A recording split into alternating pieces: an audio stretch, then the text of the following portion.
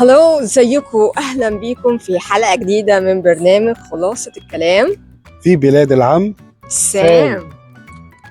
ازيكم؟ انتوا وحشتونا خالص. احنا النهاردة جايين لكم في مكان اكتر من رائع، شيك قوي. ايه رايك في دي؟ مكان تحفة جدا وحتة من أوروبا القديمة، ألمانيا تحديدا، جيرمان. المانيا تحديدا بالظبط. دي اصلا المكان اللي احنا فيه دي اصلا مكان بيتجمع فيه متعودين الالمان اللي هم جذورهم اصلا المان، او هم اصلا كده كده جايين اصلا ومهاجرين، فبيحبوا المكان ده تحديدا علشان فيه كل الاكل الالماني اللي هم بيحبوه، زائد كمان ان هو بيفكرهم طبعا ببلدهم وكده، فملتقى القعده بتاعتهم هي المكان ده. ايه رايك في المكان؟ حلو صح؟ المكان تحفة ولازم نشير الناس المكان فين. احنا في اولد وورلد فيليج. المكان ده يعتبر حتة من أوروبا، والجمال اللي فيه إن المحلات والمباني فيه تصميماتها اولد فاشون، يعني ترجع يمكن القرن 17 أو 18 الميلادي. قبل كده كمان، قبل كده يعني كمان أنا الرسومات، كمان ما الرسومات شفتش اللي موجودة على البيوت. لا، شفت الرسومات عاملة ازاي في دي؟ التشيرش اللي احنا قدامها دي كمان تصميماتها وشكلها تحفة تحفة. حلو قوي. بصوا كمان الرسمة اللي هنا دي كمان تجنن اصلا. يعني انا يعني مصور ان هو اتنين لسه متجوزين فطالعين الناس حواليهم، يعني old traditional ليهم يعني. طب انا رايي ان احنا نكمل الدiscussion واحنا ماشيين عشان الناس تتفرج معانا على اللوكيشن حلو، والاماكن تصميماتها روعه ديت. وكمان على فكره اختياراتهم للورد والزرع جميل، يعني حاجه انا مش بشوفها كتير في امريكا. هم جيرمان بقى في دي، يعني هم ذوقهم عالي قوي. كمان جيرمان مشهورين اصلا ومعروفين اصلا بالشياكه وبالحلاوه. يعني دايما تلاقي الاوروبيين برضو مختلفين عن الامريكان. دي حقيقه دي حقيقه. انت عايش شويه في اوروبا، عشت في فرنسا اعتقد. لا، المكان تحفه، يعني احنا ريكومند لاي حد ان هو يجي يعني يجون في المكان ده. المكان ده في هانينغتون بيتش، جنب المكان الحلو بتاعنا دايما، قدام كاسكو. قدام كاسكو على طول. يس. لا وكمان يعني متهيألي ممكن يكون في قاعات هنا مثلا برضو لأي حد عايز يرتبط هنا. مكان أنا شايفة إن هو حلو قوي، لو يعملوا مثلا حفلة أو ريسبشن هنا يبقى شكله حلو قوي بجد يعني. ولو حد عايز يعمل تليفون هنا، الكابينة القديمة دي بتاعت بصوا الكابينة القديمة دي. دي بتتفتح؟ بتتفتح. بس ما فيهاش تليفون. بص اللي هي العلامة بتاعت الألمان من فوق، والتليفون شكله شيك حلو قوي. ومكملين مع بعضين النهارده. بصوا احنا برضو هنوريكم برضو دي ديزاين قديم برضو للعربيات الجيرمان القديمه. بصوا شكلها عامل ازاي، شكلها بجد حلو قوي. 1899. واو. بس دي اكيد بقى يعني فولكس فاجن مثلا. على فكره هنا في المكان اللي احنا معديين من عليه ده فيه كل الأكل الألماني، أو في منه برضو أوروبي، مصدر بيع يعني مثلا برطمانات مربى مثلا، حلويات، حتى كمان وجبات ممكن الناس تشتريها أو متطلباتهم، أو even أي حاجة هم محتاجينها مثلا في المطبخ برضو موجود هنا ألماني برضو. بصوا احنا كمان عايزين نوريلكم برضو الشكل هنا برضو. هم عاملين ان هو كأنه يعني جزء من ألمانيا، اللي هو الماونتنز اللي عندهم اللي عليها الآيس هنا. بصوا هنا. وبرضو ان هو تراث عندهم اللي هو العربيات اللي بيجرها خيل، وطبعا البيرة طبعا مشهورين بيها قوي، واللبس الألماني ده. على فكرة أنا عايزة أقول لكم كل أعياد يعني اللي بيحتفل بيها في ألمانيا بتلاقيهم هنا لابسينها وكده، وحتى في رأس السنة كله لازم بيكون لابس اليونيفورم، فبيبقى شكلهم حلو قوي يا فادي. جميل قوي المكان ده تحفة يعني. فادي احنا النهاردة برضو عايزين نتكلم في موضوع حيوي قوي لاحظناه عليك، مفيش حد ما لاحظوش عليك، اللي هو الدايت. انت عملت ايه يا فادي؟ يعني ممكن اسالك يعني من غير احراج، انت كنت قد ايه، ويعني كم كيلو، وبقيت دلوقتي كم كيلو؟ بصي انا مريت بمرحلتين دايت. واحنا ممكن نقعد هنا؟ نقعد طبعا.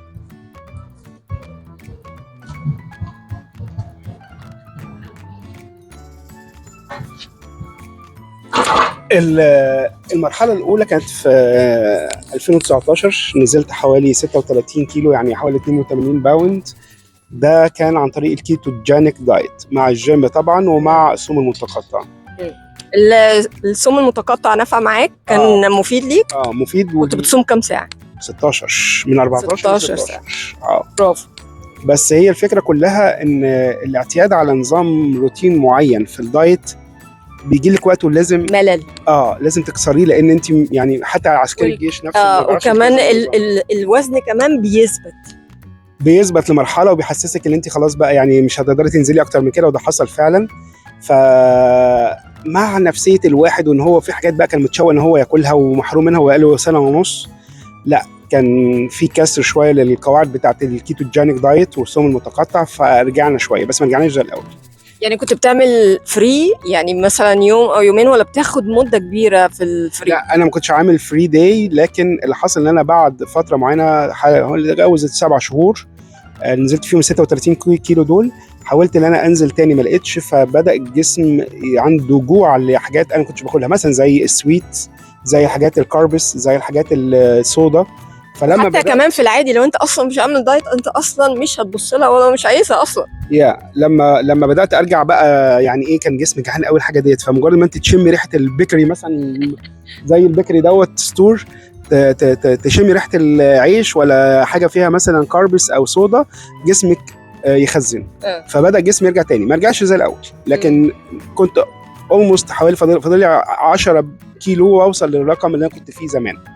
فخدت قرار، وده شيء انا الحقيقه متصالح مع نفسي جدا، قلت وبقول للكل، انا عملت جاستريك سليف سيرجري، عملت عمليه تكميم معده، ده اولموست داخل في 6 شهور، ما كملش 6 شهور. بقالك 6 شهور دلوقتي عاملها؟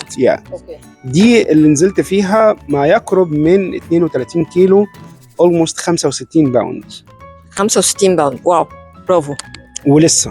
ولسه مكمل؟ لا مكمل غصب عني، لان انت لازم اول سنه بتنزلي فيهم وفقا لحجم المعده اللي هو شايل منها 80%، 20% الباقيه. وكمان كواليتي الاكل نفسه اللي بتاكليه لازم يكون بعيد عن الحاجات اللي فيها الشوجر او اوفر دوز شوجر، وكمان الحاجات اللي فيها كاربس والحاجات اللي فيها صودا، وشيء اساسي الحاجات الشوكليت والسويتس دي ممنوعه مني دلوقتي. انا حتى لما بحاول اكلها بطني بتوجعني، ويمكن الناس اللي مروا بالعمليه دي فاهمين الكلام اللي بقوله، سواء الجاستريك سليف او الباي باس. حتى لو كميه صغيره برضو بطنك برضو معدتك بتوجعك؟ ما هو كميه صغيره من الاكل الطبيعي، الاكل اللي سريع الهضم. يعني انا ميال اكتر الفتره دي بالسي فود، لان ده سريع في هضمه. السي فود حلو قوي طبعا ومفيد وحلو، نسبه دهون شويه بس ما تبقاش طبعا ليها مقارنه مثلا بالحاجات البورك والحاجات البيف، لكن هي النقطه ان انت جسمك بيتقبل نوعيه معينه من الاكل مرغم على ده دلوقتي. التحدي الاكبر يعني هو الدكتور هو اللي مرغمك على نوعيه الاكل دي، نوعيه العمليه ديت. التحدي الاكبر بعد سنه بتكون المعده رجعت بعض الشيء لحجمها الطبيعي العادي، وانت تقدري بقى ساعتها تحددي ان كنت هتستمري في النظام اللي انت عشت عليه سنه كاسلوب حياه او لايف ستايل، ولا هتبداي ترجعي تاني للوضع اللي كنت فيه قبل العمليه، فالعمليه راحت والفلوس بتاعتها راحت والثلاجه راحت والغساله. يعني موضوع برضو قرار، يعني انت ممكن تبوظ العمليه عادي خالص. بعد سنه في ناس كتيره جدا رجعت وبداوا يعملوا عمليات تانية برضو غريبه فوق العمليه ديت. ايه العمليات التانية اللي ممكن يتعمل؟ وشفط دهون وحاجات تانية. في ناس بتعيد العمليه دي تاني برغم ان خطورتها بتبقى كبيره، برضه ان هم برضه بيستأصلوا جزء برضه من المعده. ايه اللي يجبرهم على ده؟ ان هم مشيوش على النظام. فانتوا لو عملتوا طول حياتكم الجايه عمليات، انتوا هتفضلوا بنفس الستايل لايف ستايل بتاعكم، هتفضلوا تحبوا الاكل والاكل الغلط، هترجعوا تتخانوا تاني، بضيع وقت مجهود فلوس، حاجات كتير قوي. وبرضه العمليه ليها مخاطرتها. طبعا العمليه ليها مخاطرتها قوي. وانا رايي برضو عشان نعرف الناس اللي احنا ملتزمين بالعمليه نكمل مشي، عشان هو ده من انواع الستايل. طب عايز اسالك قبل ما نكمل مشي، انت يعني كنت ماشي على موضوع العمليه والاكل بتاع العمليه، ولا انت استعنت بعد كده بحاجات تانية مساعده لموضوع العمليه؟ هو اي حد بيعمل العمليه ديت الدكتور بتاعه اللي هو الدايركت دكتور بتاعه بيحط له بلان في الاكل اللي بياكله. اول اسبوع من العمليه شوربه مثلا، تاني اسبوع من العمليه ممكن زبادي، تالت اسبوع مش عارف ايه، فلحد سنه هو بيحط لك نظام اكل معين لازم تلتزميه، تبعدي عن حاجات معينه، بعدك عنها غنيمه، لكن لو كلتي منها حطي ليميتد فيها. يعني مثلا انا بحب الحاجات اللي هي فيها سناكس، اوكي، فمثلا البوستاشيو او الحاجات اللي هي فيها سناكس، دي ناتس دي فيها دهون. للاسف مش صح، وفي نفس الوقت صعبه الهضم او عصره الهضم. فلما باخد منها ليميتد، حجم معين، جرامات معينه، هو ده اللي ايه يعني يوقف شويه الاشتياق ليها، لكن ما يخلينيش اشبع منها وبطني توجعني بعد كده. هو عامة احنا لينا كناس العادية طبيعية لينا 10 وحدات في اليوم جوز هند، لينا 5 في اليوم. مصريين بالكيلو يا ميري مش بالواحدة. لا بس يعني على اساس ان هو لو حد بيحبها وعايز يحافظ على وزنه. و5 اللي هو عين الجمل. عين الجمل برضو فيه دهون كتير قوي، مفيد طبعا، اوميجا 3، وكمان ده مفيد قوي للمخ وللتفكير والحاجات دي، وطبعا بتمدني بمعادن وبفيتامينات انا اصلا محتاجاها. صح. انا رايي بس نكمل. يلا نكمل. وفي حاجه انت ذكرتيها في موضوع الاوميجا 3، خدي بالك لما احنا بنعمل العمليه ديت في ادويه معينه وفيتامينز معين احنا لازم ننتظم فيه.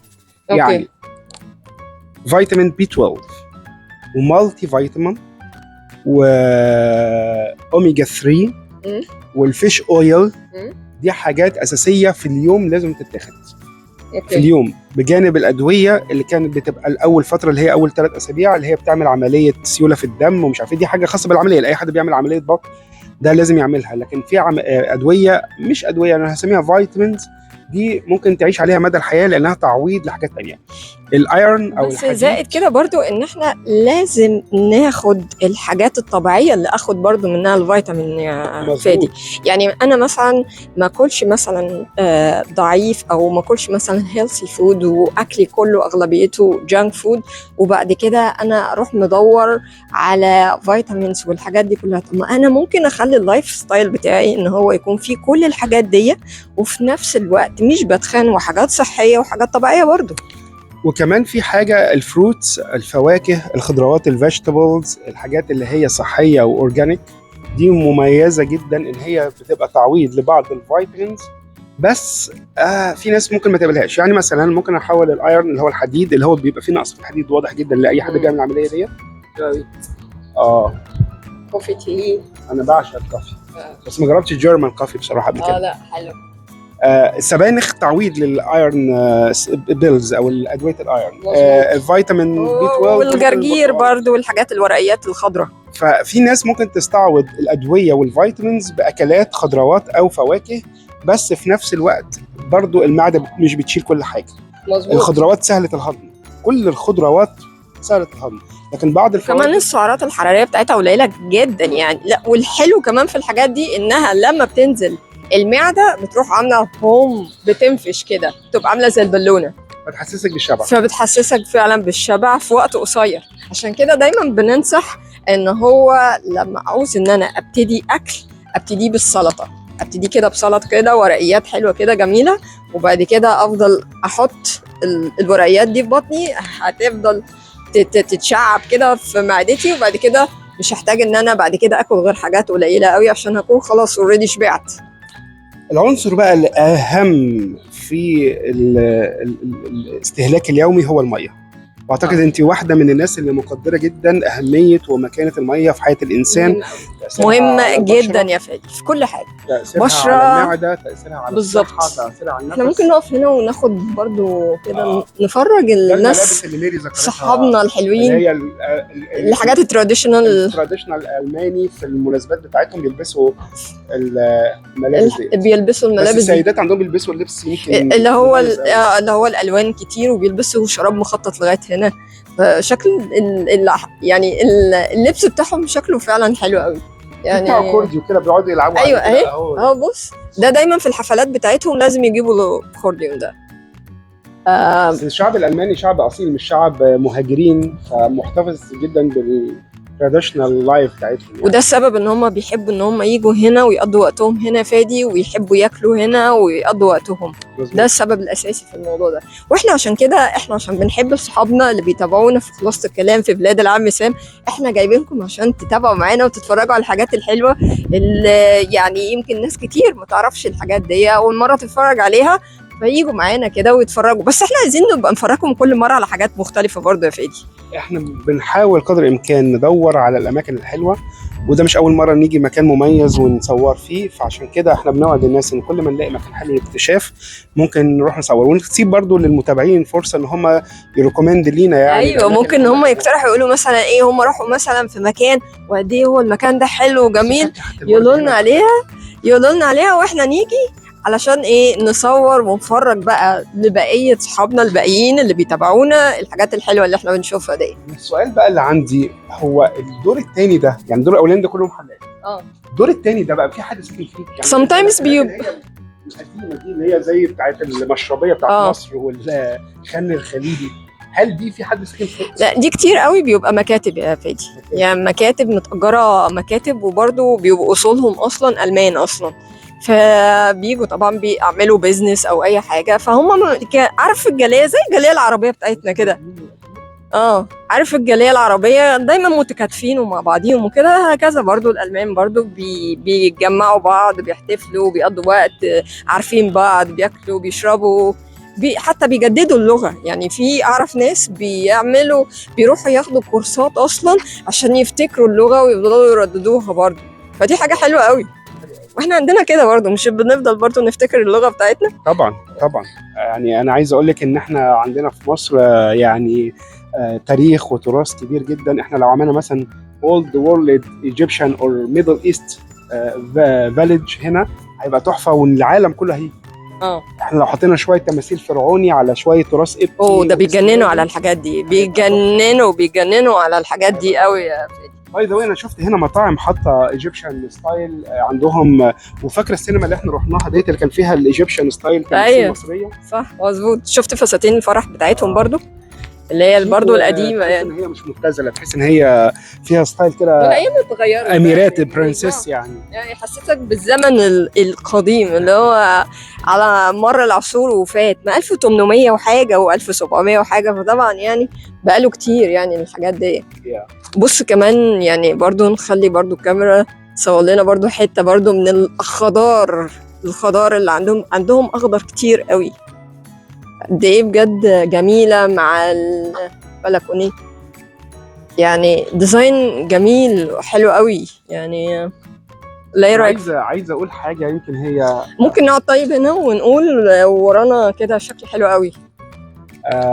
ألمانيا دولة تهدمت تماما في منتصف القرن الماضي، يعني سنة 1945 لما حصل نهاية الحرب العالمية الثانية وانتحار هتلر، ألمانيا تدمرت، والشعوب بتاعت الحلفاء عملوا عملية محو للشعب الألماني بدرجة إن هم خلوهم يعني في مستوى منحط جدا، واشبه ان كل السيدات اللي في المانيا اصبحوا ارامل.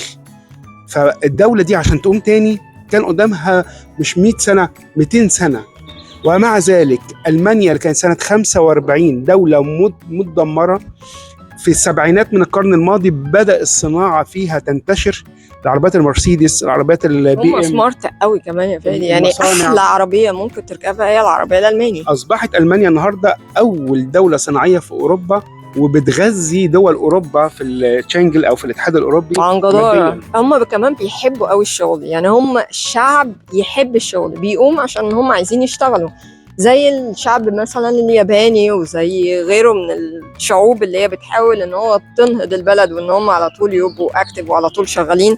فانا بحترم بصراحة يعني الشعب الالماني ده قوي يعني. نرجع تاني لمرجونا في الدايت. انت عارف طبعا يا فادي ان انا عندي صفحة على الفيسبوك اسمها مورا شو، يعني اللي يحب يتابعني انا برضو كاتبة وبنزل فيها حاجات عن الدايت، نزل فيها ازاي بتكلم عن الجمال، خلي ازاي جسمي حلو بقدر الامكان على قد المستطاع ان انا ابقى حلو في كل حاجه، حتى الحلاوه برضو بتبقى في السكين، بتبقى في الجلد، بتبقى في الشيب، بتبقى في الاكل بالظبط. كل ده بينعكس عشان وبيطلع كمان على البشره مظبوط، وكمان بيبقى حد هيلثي جميل شكله حلو، هو ده اللي احنا عايزينه ده من الاخر يعني. طيب هنقول ايه تاني على موضوع الدايت يا فادي؟ هنقول ان الدايت مش بس منظر وشكل. انت طبعا تبقي مبسوطه، الناس تقول لك اوه يعني يو لوكس نايس، انت شكلك بقى كويس، انت جسمك بقى متناسق، او يعني البروفايل بتاعك بقى شيك. لا، هو انعكاس فعلا حقيقي للدايت دوت، هو الحاله النفسيه ليك انت والصحيه. انت فرق معاك قوي لما انت خسيت يا فادي يعني ك... كاحساس بالثقه بالنفس، كاحساس ان انت فرحان ومبسوط، وموضوع ان انت مقبل على الحياه قبل كده زي بعد كده، ولا الموضوع مختلف؟ هو الثقه بالنفس موجوده نشكر ربنا، بس هي الفكره كلها ان انت بس بتبقى بتحسي، اكتر. انت بتحسي نفسيا اللي انت افضل. ليه؟ لانك انت بتعملي حاجات مش محدوده. مثلا بتنزلي تشتري لبس، فانت بتلاقي الحاجه اللي انت عايزاها مقاسها موجود، عكس مظبوط. الوضع اللي قبل كده. قبل كده طبعا الموضوع بيبقى صعب. بتيجي تطلعي مثلا رحله، بتروحي مش عارف ايه، حركتك نفسيا بتبقى اسهل بكتير قوي لما تكوني مليانه او تكوني بتحسي حتى ان في نفس، حتى يا فادي رايح تعرف تطلع سلم تروح تيجي، مفيش اللي هو بتاخد نفسك بالعافيه او النفس بيبقى تقيل، لا الموضوع ده بيقل خالص معاك. عايز اقول لك حتى الانعكاس عن النوم، حتى وقت النوم طبعا اللي نفسك طالع داخل ده بيبقى اريحيه من غير ما مستريح. تحسي.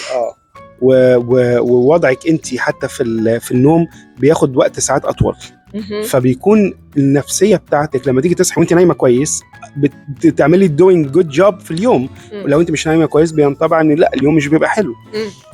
الصحه مع الدايت، وان ده يبقى لايف ستايل ليك، شيء اساسي جدا. بمعنى، خلينا اكون صريح، متوسط عمر المصابين بمرض السمنه من 60 ل 70 سنه.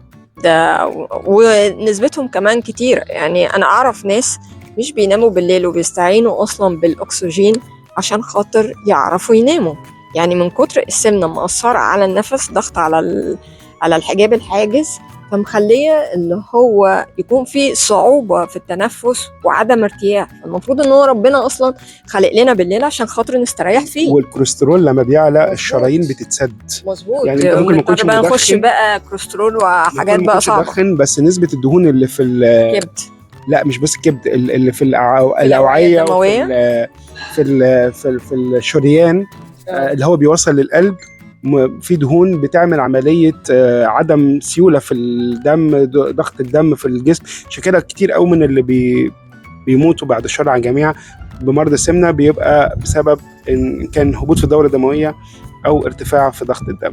في حاجات مش واصله بشكل طبيعي لشرايين القلب والاوعيه. بس انا بقول من كل قلبي، اذا كان في امكانك النهارده اللي انت تعفي نفسك من امراض السمنه، ضغط وسكر تصلب شرايين وجلطه ومش عارف ايه، حاول تعمل ده. ما قدرتش تعمل ده بارادتك، اعمله ده بعمليه.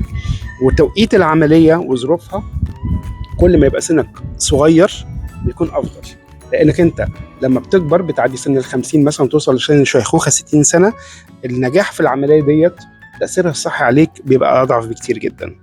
وتاثيرها على القلب كمان. انا من مشجعين اللي هو الحاجات الطبيعيه برضه يا فادي، يعني انا من مشجعين ان هو اعمل دايت، اعمل صيام متقطع، اكل هيلثي. مفيش مشكله ان انا اعمل فري، يعني ممكن اعمل يوم فري، 2 يوم فري، لكن ان انا برضو اخد برضو حقن. بالمناسبه باي ذا واي ان في كتير قوي دلوقتي بياخدوا، ومشهوره قوي دلوقتي، حاجات شائعه جدا، موضوع الحقن اللي بتتاخد علشان تخلي ان اي حد ما ياكلش كتير. بالظبط كده. بس ممكن اكمل كلام في الموضوع ده. زي ما قلت لك لايف ستايل، الواحد ما يحبش يقعد، يحب يتحرك كتير. الحقن دي انا مش هذكر اسماء براندات ليها لانها انواع مختلفه، احنا مش عايزين كمان نعمل لهم يعني هي اساسا حقن لمرضى السكر. اوكي. فلما حد بياخدها من مرضى السكر، من اعراضها السلبيه او السايد افكتس بتاعتها ان هي بتقلل الشهيه وبتحجم شويه المعده. لكن على المدى الطويل لما انت تستخدمي الحقن دي اكسترا فوق ال6 أسابيع بتدي نتائج سلبيه. انا سمعت جداً عن بعض عن الكبد بيبوظ خالص للسرطان. بس ما هو والكبد بيبوظ قوي. بنكرياس انت اساسا انت واخداها لمرضى السكر، فالبنكرياس بتاثر. البنكرياس والكبد بيتاثروا جدا من العمليه من الحقن ديت. عشان كده انا يعني ما رشحهاش ولا انا برضو ارشحها. انا ارشح رياضه رياضه رياضه رياضه رياضه مهمه قوي. حتى موضوع ان هو تمشيه ده اقل حاجه يعني بقدر الامكان، او مش هيقدروا نص ساعه، مفيش مشكله، نص ساعه بس حركه سريعه. ولما تيجي تخش الجيم على فكره هنا في امريكا باي ذا واي ارخص حاجه في امريكا. يعني ما عندناش عذر. لا يعني عايز اقول لك انت ممكن تشترك في جيم. انا في بلانت فيتنس اشتراكي في الشهر $15، في الانوال فيه حوالي $95. يعني ولا حاجه. انت لو بصيت في الشهر انت بتدفع $15 في ايه؟ هتلاقيها في حاجات تافهه. لما تحط الاشتراك دوت في جيم وتلعب كارديو وتلعب حاجات تنازل وزنك، ده which is good. انت بتعمل حاجه اللي هي استثمار في جسمك، استثمار في صحتك، استثمار في طول عمرك. مظبوط. فانا افضل الناس اللي بدات حتى بعمليه جاستريك سليف بعد 3 شهور بيكون الجروح اتلمت، لان هو بيبقى فيه فتحات سواء الخياطه اللي في المعده نفسها او فتحات في البطن اللي هي بيعمل بيها المنظار. فبعد 3 شهور، ودي نصيحه الاطباء، حاول ان انت تبدا جيم، بحيث كمان ان من عيوب العمليه ديت ان هو الجسم اصلا الجلد بيتغير شكله، بيترهل، بيحصل له ترهل، فلازم يتشد. في ناس بقى للاسف برضو بيعملوا عمليات ويروحوا دي عمليات تشويهيه مش عمليات تجميليه، يروحوا يعملوا قتل الحاجات دي. انا بسميها عمليات تشويهيه مش تجميليه. طب قبل ما نكمل كلامنا، في اوتيل هنا، بص شكل الاوتيل اوروبيا.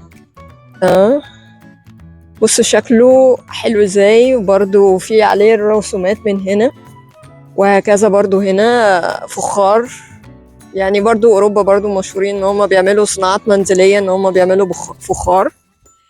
شكله حلو قوي طبعا، زائد الديزاين بتاعهم اللي هو طبعا ديزاين المحلات بتاعتهم والبيوت. ففالي يعني شكلها حلو قوي.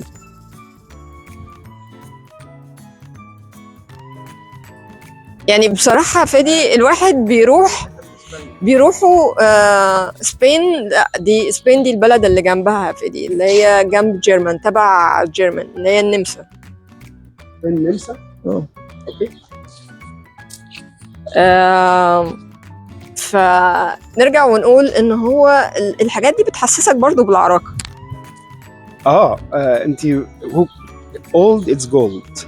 ده المبدأ دايما، old is gold. الحاجة القديمة دايما بيبقى ليها متعتها وليها رونقها وليها جمالها. هنفضل نتطور ونحدث، لكن الحاجة القديمة دايما. مش كده حتى لما الناس بتحب تعمل هنا في أمريكا ستايل حلو في الويك اند، بينزلوا بالعربيات القديمة، الكاديلاك القديمة ديت، يعملوا بيها شو. مع ان في عربيات حديثه واغنى طبعا واغلى بكتير. بس انا عايزه اقول لك ان العربيات القديمه دي اغلى بكتير من العربيات الحديثه. بس انا اقصد يعني قيمتها وقت الشراء غير قيمه العربيات الجديده دلوقتي وقت الشراء، لكن ليها رونقها ان هم بينزلوا بيها يعملوا بيها شو كده في الشارع في اماكن معينه، او بيقفوا كده في باركنج لوت بيعملوا عمليه شو او برزنتيشن للعربيات الاولد والموتوسيكلات الهارلي والحاجات اللي هي الاولد القديمه ديت. ليها طعمها وليها رونقها وليها جمالها. وشيء احنا هنا في امريكا تحديدا يمكن عشان الشعب هنا تاريخه قصير مش زي مصر وزي اوروبا، فمش بيقدروا القيم والحاجات دي زينا. احنا بنحب قوي الاصول بتاعتنا والتاريخ بتاعنا، الاصول اللي هي القبطيه. على فكره مصر فيها اصول قبطيه كتير جدا، وفرعونيه طبعا. يعني اللي ينزل خان الخليلي المنطقه دي اسلاميه يتفرج على جوامع قديمه جميله. اللي ينزل مصر القديمه ناحيه كنايس مصر القديمه او مجمع كنايس، او يروح حتى الكنائس اللي في الصعيد يلاقي رونق جميل جدا. اللي ينزل بقى طبعا الاقصر واسوان ومعبد فيلة يلاقي الرونق الفرعوني الجميل.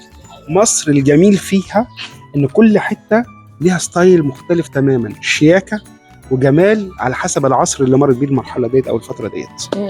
طيب انا حابه الكاميرا تجيب لنا المنظر ده من هنا، يعني المنظر من هنا كده، بص كده، الله يعني بجد. بص هنا يعني حد عايز يقعد قاعده كده هنا مع الخضره والتلج، دي برجوله دي. ده مزاج عالي ده يا فادي. ماشي، ده مزاج عالي، ده مزاج عالي جدا. دي عايزه بقى كوبايتين قهوه تركي. كوبايتين قهوه تركي. برضه احنا عمرنا ما ننسى القهوه التركي برضه فين.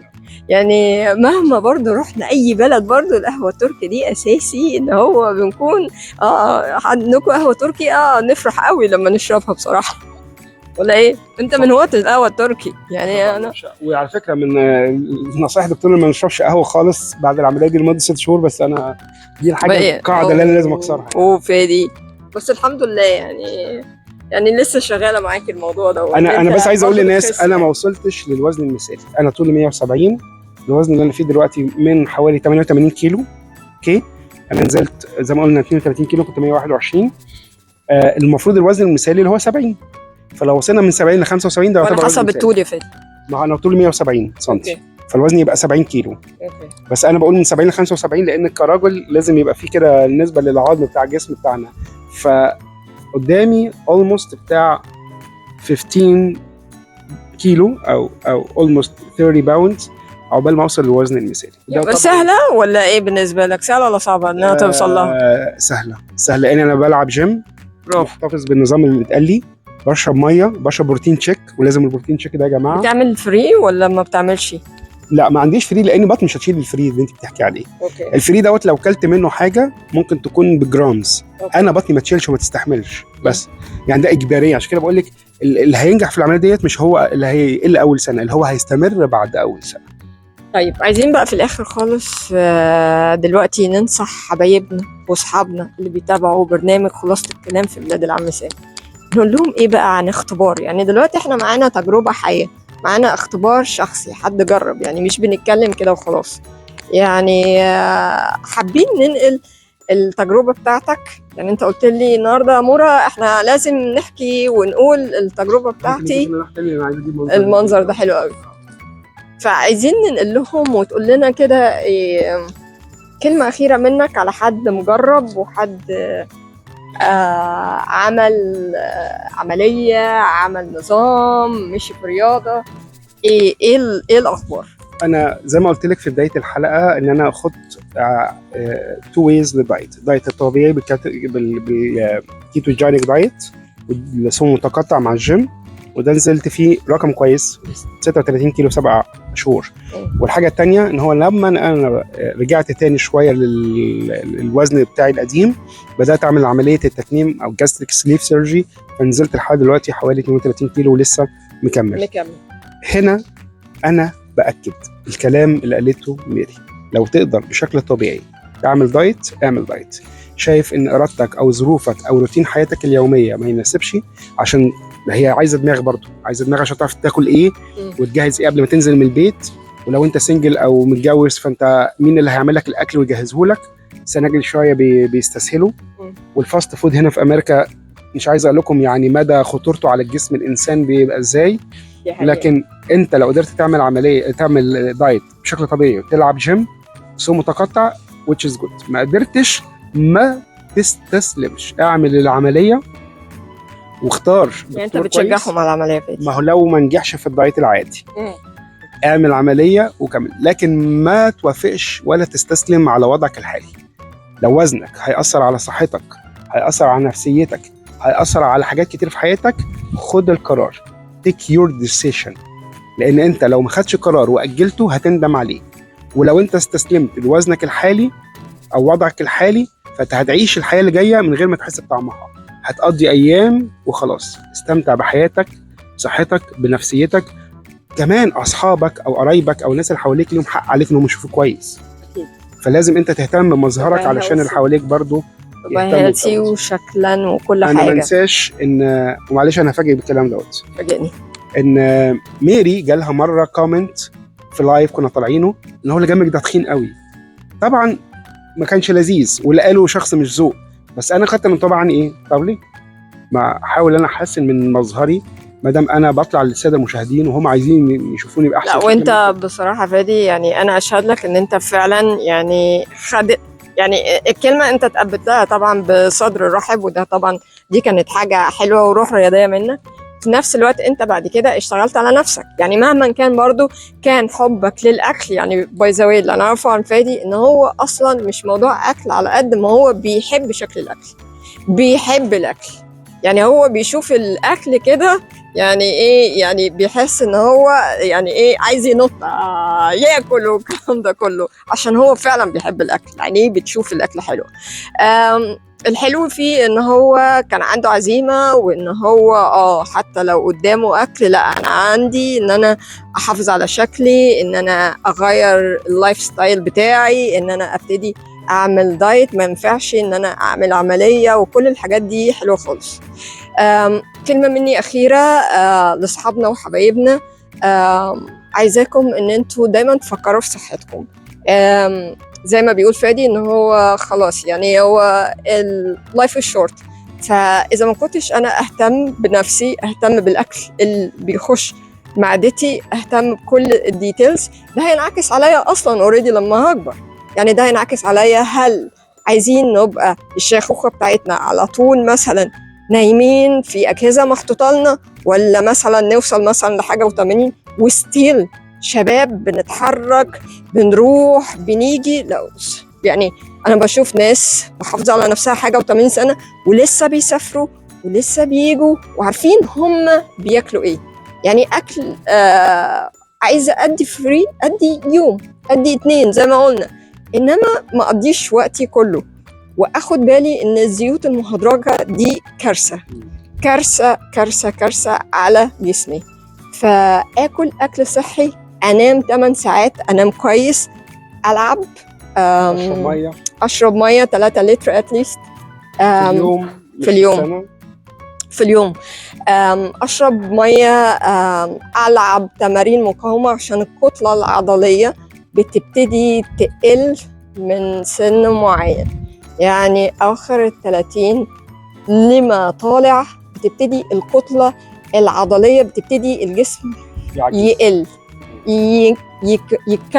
يكمش، يبقى عنده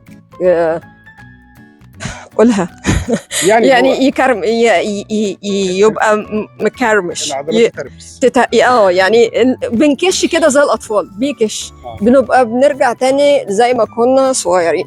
فلازم ان انا احتفظ بالكتله العضليه بتاعتي بممارسه رياضه المقاومه اللي هي مش مشي او مش مثلا الاجهزه بتاعه البايك والحاجات دي، لا، اللي هي مقاومه، اللي هو زي الحديد، زي الماشينز اللي بتبقى موجوده في الجيم، وزي عضلات يعني. مش لازم عضلات، حتى الشكل، يعني الشيب اللي بيها ان هو الشكل يكون مشدود. وزي ما فادي كده برافو عليه ان هو فرق معايا فعلا الجيم. طبعا، وما اقدرش استغنى عنه. يمكن انا بعمل جيم 5 ايام في الاسبوع، وبندم على اليومين اللي انا ما بعملش فيهم جيم عشان ببقى مشغول. 5 ايام في الاسبوع بس، وبقعد ساعتين بحالهم. وببقى خدوا بالكم، عشان برضو اللي بيبقى داخل الجيم ده مش داخل كده يقضي ساعتين، لا، بيبقى فاهم ان انت على الجهاز عنده جدول. على الجهاز ده تحرق 100 كالوري، على الجهاز ده هتحرق 100 كالوري، على الجهاز ده هتحرق 100 كالوري، يبقى انت تمشيها بنظام الساعتين دول بتحرق من 600 ل 700 كالوري.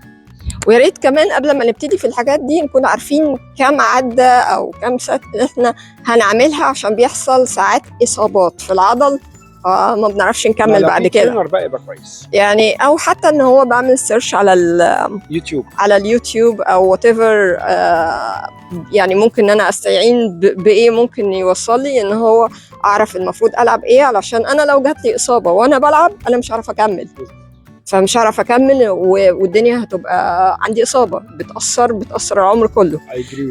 ف يعني نكون كل حاجه محسوبه، حتى كمان السعرات الحراريه تكون يعني اقل حاجه، يعني ممكن ان انا انصحكم بيها ان هو السناك بتاعنا طبق سلطه، حاجه بسيطه خالص، طبق سلطه، يعني حاجه بسيطه اكلها، اكون مجهزاها واكلها، استفيد جسمي من الفيتامينز والمعادن اللي انا هاخدها، وفي نفس الوقت انا مش بربي حاجه. وخلي ما يكون نفسي في حاجه اقول في يوم الفري، اما يكون عايزه اكل حاجه ابص على المرايه، لا انا ليا تارجت انا عايزه اوصل له. طب وصلت ده قبل اللانش بوكس ولا بعد اللانش بوكس؟ يعني اللي تشوفه. طيب، عموما هو اعتقد الناس استفادت كويس من حلقه النهارده، اتمنى ذلك، واتفرجوا كمان معانا على المكان الروعه ده اللي هو اولد وورلد فاليج، والمكان احنا بنريكومند لاي حد يجي هنا بالذات في الويكند. هتبسطوا قوي. في الويك اند بيبقى الوضع بيبتدي من يوم الجمعه، بيبقى يوم تحفة. الجمعه بالليل. الجمعه والسبت بالليل بيبقى مكان تحفه اكتر، ويبقى فيه كده تحس ان فيه كده يعني حياه. دي حقيقة هتتبسطوا فعلا، وادونا الاكسبيرينس بتاعتكم لما هتيجوا وتقولوا لنا ايه الاخبار لما جيتوا اتبسطتوا وكلتوا ايه وقضيتوا وقتكم ازاي. هنبقى مبسوطين قوي ان احنا نعرف انتوا قضيتوا وقتكم ازاي. وريت برضو زي ما قلنا لكم قبل كده في بداية اللقاء ان هو لو عندكم اماكن رحتوها وطلعت واو جامدة وبتاع، فمن فضلكم راسلونا وقولوا لنا نروح فين عشان نخلي كل اصحابنا يتفرجوا ويروحوا الاماكن دي. بس اماكن اراوند اريا يعني في كاليفورنيا على الاقل، يعني مثلا في ناس ممكن تشتغل أكيد. توديكي الهيمالايا وتوديكي هاواي. احنا كنا مبسوطين قوي على فكرة ان احنا كنا معاكم، وانتوا كنتوا وحشينا خالص، وان شاء الله نقابلهم ان شاء الله قريب، وفي فيستيفال كمان قريب.